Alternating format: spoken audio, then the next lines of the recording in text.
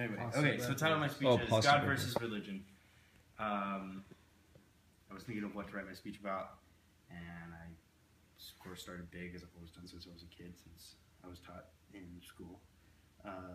Started out with the world, and the world's a pretty big place, as much as people like to think it's small.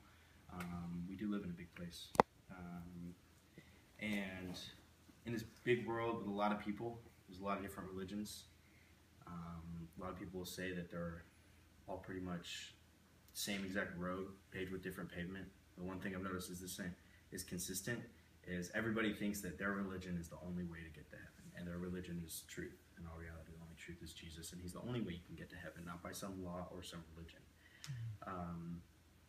That being said, we're going to look at a couple of the religions, a few of the problems they've created, and possible ways to solve them. First thing I realized when I was researching different religions was an increase over the, I'd say, few decades, of specific popular view being atheism. I was looking at what could be the leading cause. Brennan Manning made an article online and quoted that Christianity is the leading cause of atheism. Wow. And I also realized that in 2001, 55% of atheists blamed Christians for being why they have atheistic views, and another 30% blamed as people who claimed to be not of any religious sorting, but of spiritual beliefs. So, how could Christians do that? I have no idea. But then I also decided to look at, hey, what is it the Christians do that? What's the example that they're setting? And I learned that, correct me if I'm wrong, but hypocrisy isn't the most coveted character trait. People see how Christians and all other people live all 7 days of the week, not just on one. Mm-hmm. They see the way they act on one day and how they do the opposite on the other. And as far as I'm concerned, that's not exactly what they want.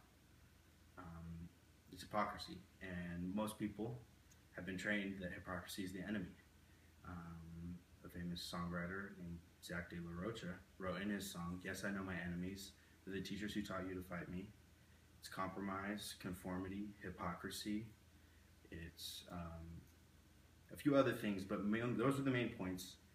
And I don't know what you guys would think, but to me that sounds almost fits a perfect profile. There's other things, but those few things almost fit the profile of a Christian. I don't know if he was actually trying to lash out at Christians. He possibly was.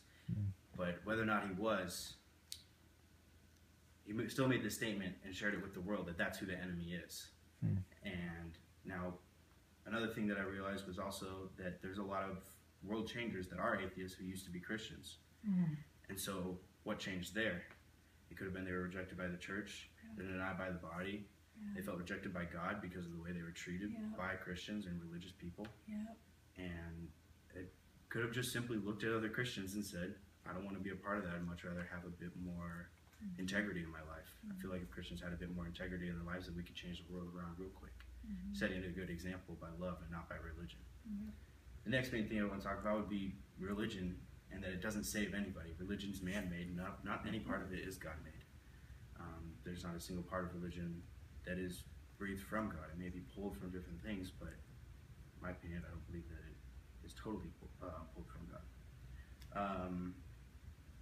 Yes, and in Matthew 23:15, it says that if you go out and you try and save a man using your religion, that he becomes twice a man of hell than what you are. So, where does religion really good for you in there? I feel like I've noticed that, religion just tries to fit God in a box. It tries to contain an uncontainable God, when in all reality, he can't be fitted inside the box. And the limits that he has are the ones that you put on him. Religion's tried to make him silent and quiet and not powerful. And it's in turn created a body that is not powerful, that is silent and voiceless. Martin Luther said a quote that a religion that costs nothing, that gives nothing, and that says that a religion that costs nothing, gives nothing, and suffers nothing is worth nothing. So today I ask you, what does your religion cost you?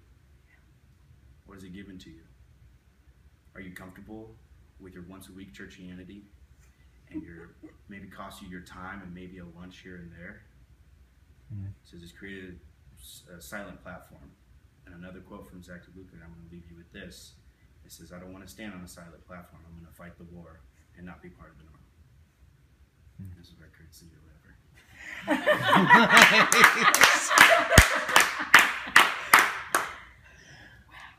That was really good. Roman. Wow. I forgot a big part of it, but well. Okay, well What's the part that you forgot? was Put that in. 6.5 minutes. Awesome. So it's in between 6 and 10 minutes, and that's what they asked it to be. Was it 8 and 10? No. Look at the Halo Video thing. It says in between 6. No less than 6, no more than 10.